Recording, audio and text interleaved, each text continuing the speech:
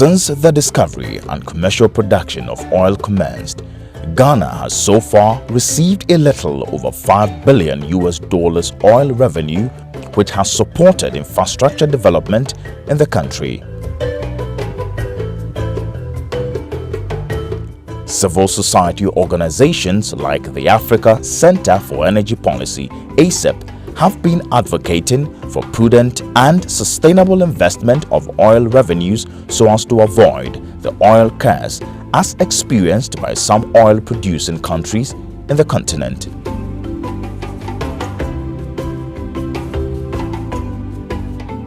ACEP has always advocated for investment of oil revenues in poor sectors such as agriculture, health and education.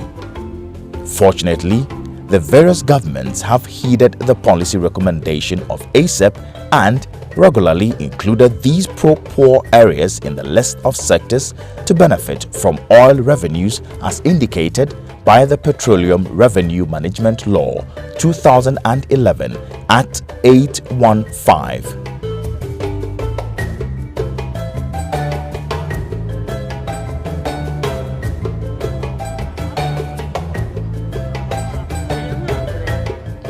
As part of strategies to ensure transparency, accountability and efficient utilization of oil revenues, the Africa Center for Energy Policy (ACEP) conducts value for money audit of projects funded with annual budget funding amount of oil revenues.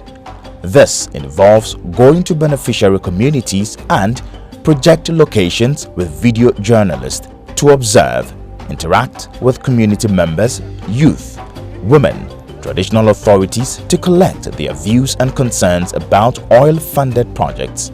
The evidence gathered on the field is used to embark on evidence-based advocacy aimed at influencing policy in investing oil revenues.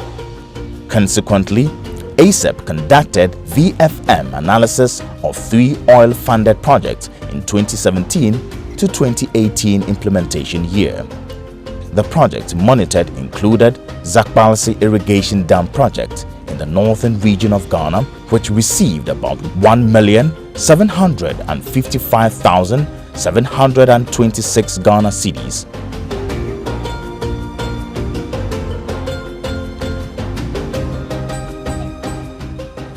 When ACEP visited Zakbalsi in 2017, the project was stalled. The team was told that the contractor had not been at the site for about a year. ACEP advocated for its completion because the major occupation of the people is farming and the irrigation dam will ensure all year-round employment. In July 2019, ACEP made follow-up visits to assess the impact of the advocacy work. It was realized that Zakbalsi irrigation project had been completed. Sadly, unknown to authorities at the national levels who earlier told the ACEP team that the project had been completed and being used, the team identified that the Zakbalsi irrigation dam is not being used for farming due to the poor construction work. Water is not able to flow into the farmlands.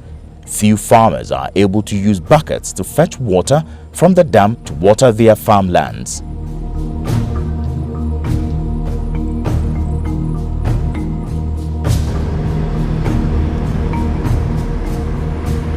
Zwinde Irrigation Dam Project in the Upper East region cost 2,566,554 Ghana cedis.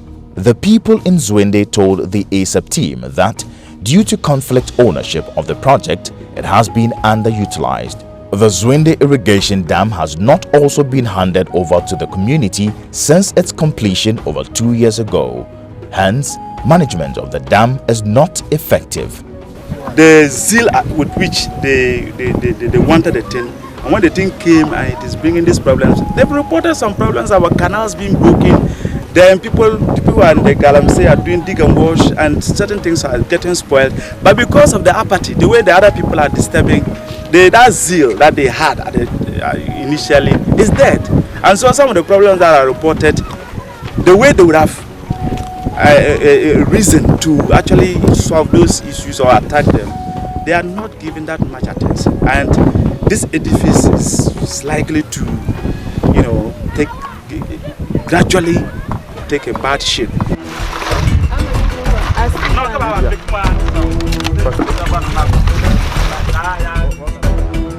Some artisanal small-scale miners have encroached on part of the irrigable land and using the water from the dam to process gold. This must be watched before it grows into a bigger monster.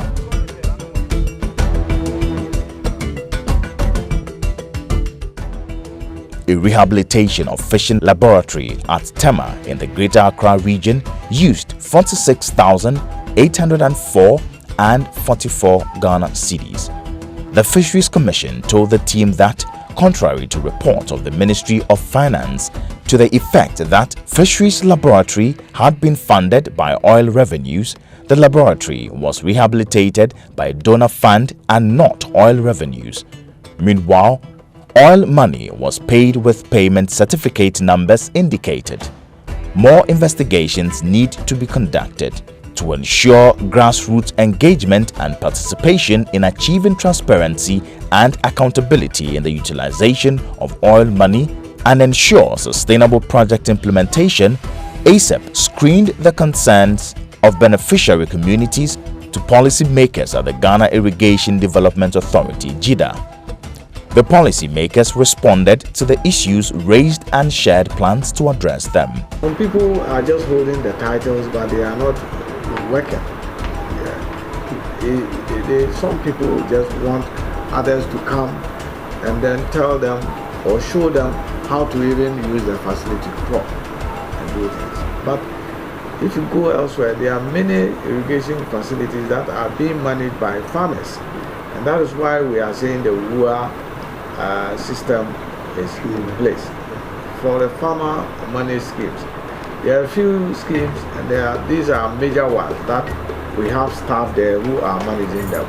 The rest are all community facilities that we take them through from the inception to completion. So they are part of the development of the scheme. So they cannot claim that they don't even know how to use facilities.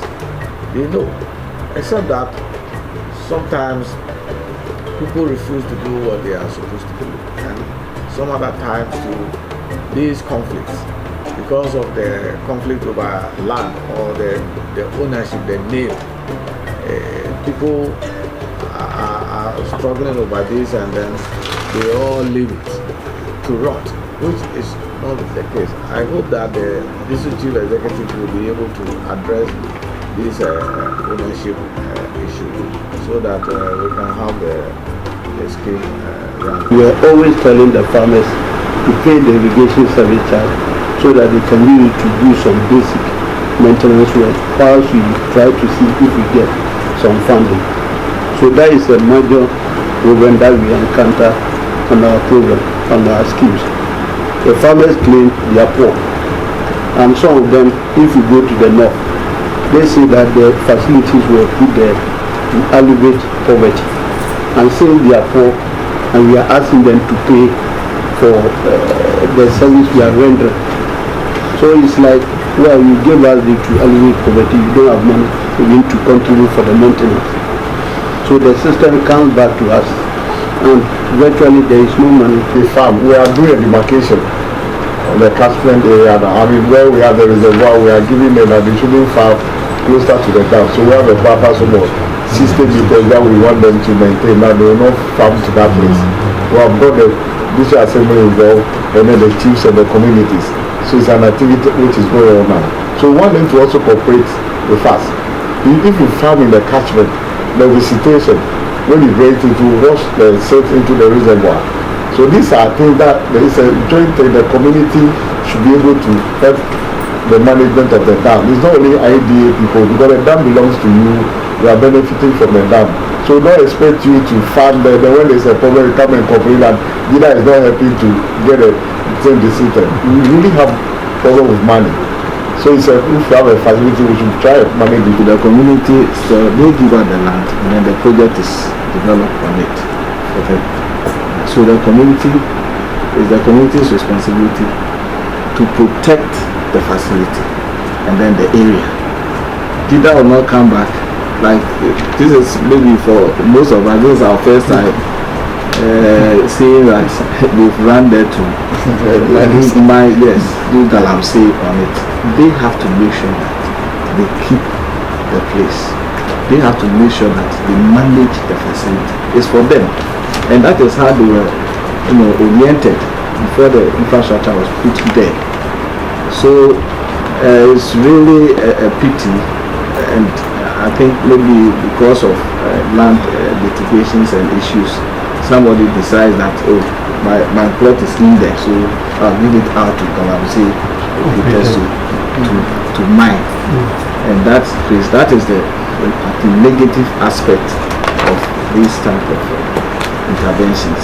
So things like this, they have to report to the police, to the district assembly, because they are also stakeholders and they are aware, so that they will find ways to stop such activities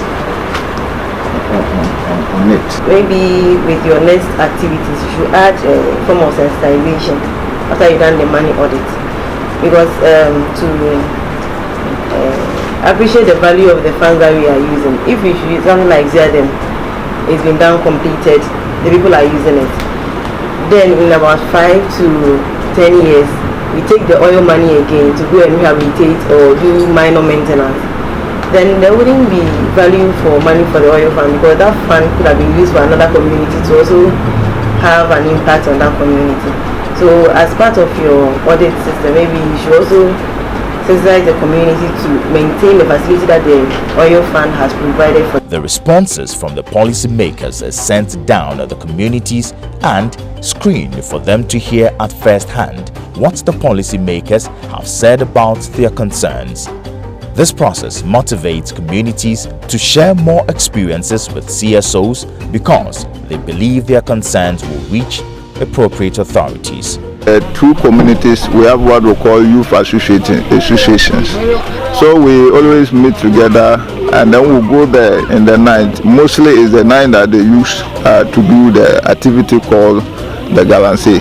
They do it in the night, and even it's not only women.